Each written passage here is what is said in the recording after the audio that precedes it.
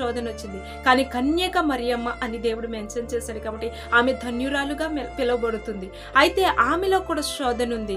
అయితే ఆమె దినాలు పెరుగుతూ నెలలు నిండినప్పుడు ఆమె కూడా ఒక ఆలోచన, ఎందుకంటే పురుడు నొప్పులతో బాధపడుతుంటే ప్రతి ఇంటింటికి వెళ్ళి కొట్టారు. ఇది మనందరికీ తెలుసు. ఎవరైనా చేర్చుకుంటారేమో అని. మనకలాగే ప్రతి ఒక్కళ్ళు ఉన్నది. అప్పుడు మనకలాంటి జనమే ఉన్నారు కదా, అప్పుడు మనకలాంటి వారు ఉన్నారు. కొందరు మంచి వాళ్ళు ఉన్నారు, కొందరు స్వార్థపరులు ఉన్నారు. అస్సలు చేర్చుకోలేని వాళ్ళంటూ ఎవరు ఉండరు. కానీ అక్కడ ఎందుకు అలా జరిగిందంటే ఆమె పాపము చేసిన స్త్రీ వలె వారందరూ చూస్తున్నారు. ఆమె అలాంటి దాన్ని చేర్చుకోవాలని కొందరుకున్నా ఆమె పాపము చేసింది. మమ్మల్ని ఎక్కడ వెలివేస్తారో అని వారి యొక్క ఇంటిలో స్థానం ఇవ్వలేకపోయారు. మమ్మల్ని ఎక్కడ వెలివేసేస్తారో అని ఆమెకు స్థానం ఇస్తే మమ్మల్ని కూడా దూరపరుస్తారు, మమ్మల్ని కూడా వెలివేస్తారు.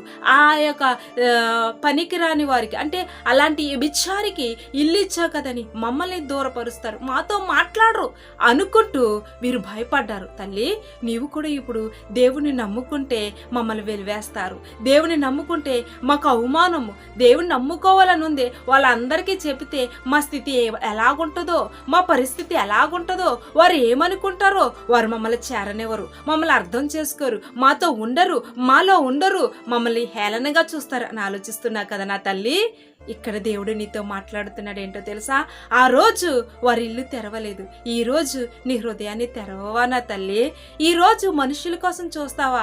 నీ హృదయంలో స్థలం ఇవ్వవా దేవునికి?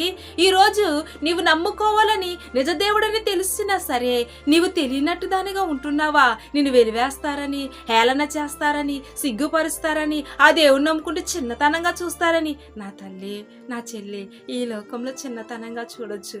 మరణం అయ్యాక నేను ఎక్కడుంటామో తెలియదు కదా.